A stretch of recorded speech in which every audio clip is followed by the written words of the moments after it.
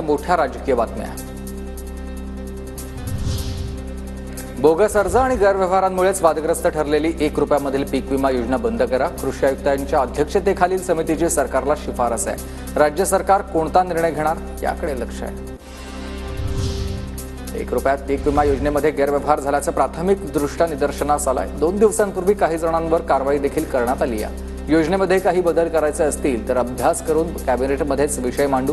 कृषी मंत्री माणिकराव कोकाट यांची माहिती. रुपयामध्ये पीक विमा योजना बंद करावी असा कुठलाही शासनाचा निर्णय अद्याप झालेला नाही. परंतु या पीक विमा योजनेमध्ये काही प्रकारे गैरप्रकार झालेला निदर्शनास आलेला आहे. राज्याबाहेरच्या लोकांनी सुद्धा त्या ठिकाणी अर्ज दाखल केले आहेत शेतकऱ्यांनी. 1 रुपयामध्ये पीक विमा बंद होणार या बावड्या आता उठवल्या जात आहेत. विखे पाटलांचं हे विधान. सर्व राज्यामध्ये त्याचा एक परिणाम आहे. पूर्वी विमा कंपन्यांची घरं भरले जातात असा आरोप व्हायचा. आता उलटी परिस्थिती आहे. आता शेतकऱ्यांना एवढी मोठी मदत झाली. मला वाटतं राज्याच्या स्थापनेनंतर पहिल्यांदा एवढी मोठी मदत विम्याच्या माध्यमातून झालेली आहे. संभाजीनगरमध्ये शिवसेनेच्या 2 नेत्यांमध्येच वाद. अब्दुल सत्तार शिंदेंकडे संजय शिरसाट यांची तक्रार करणार आहेत. संजय शिरसाटांकडून नाहक बदनामी सुरू असल्याचा सत्तारांचा आरोप आहे. संजना जाधव यांना पाडण्यासाठी पैसे लावले गेले अशी टीका संजय शिरसाट यांनी सत्तारांचं नाव न घेता केलेली होती. ठाकरे गटाचे 4 आमदार 3 खासदार शिंदेंना भेटले. 3 महिन्यामध्ये ठाकरे गटांचे आता 10 माजी आमदार आमच्या पक्षात येणार आहेत. तर काँग्रेसचे देखील 5 आमदार शिंदेंना भेटून गेलेत. सामंतांचा दावा आहे. युबीटीच्या 4 आमदारांनी, काँग्रेसच्या 5 आमदारांनी आणि युबीटीच्या 3 खासदारांनी मागच्या 15 दिवसामध्ये माननीय एकनाथ शिंदे साहेबांची भेट घेतलेली आहे. याचा रेकॉर्ड देखील आहे.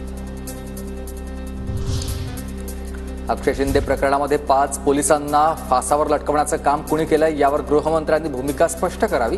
अक्षयची हत्या करून राज्यातील जनतेला मतांसाठी फसवण्याचा प्रयत्न झालाय. संजय राऊतांचं सरकारवर निशाणा आहे. पोलीस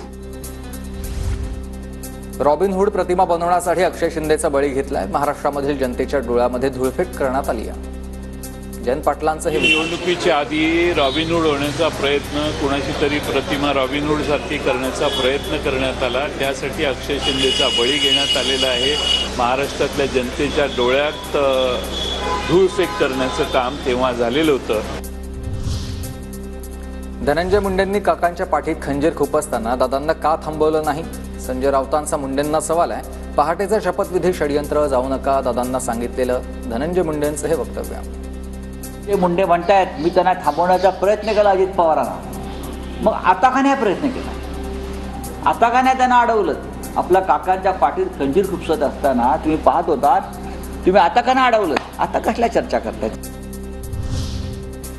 पहाटेच्या शपथविधीनंतर शरद पवारांकडे परत जाऊन अजितदादांना सांगितलं होतं. भुजबळांचा गौप्यस्फोट. मग या सरकारमध्ये दादांनाच उपमुख्यमंत्री करा असं पवारांना म्हटल्याचाही त्यांनी दावा केला आहे.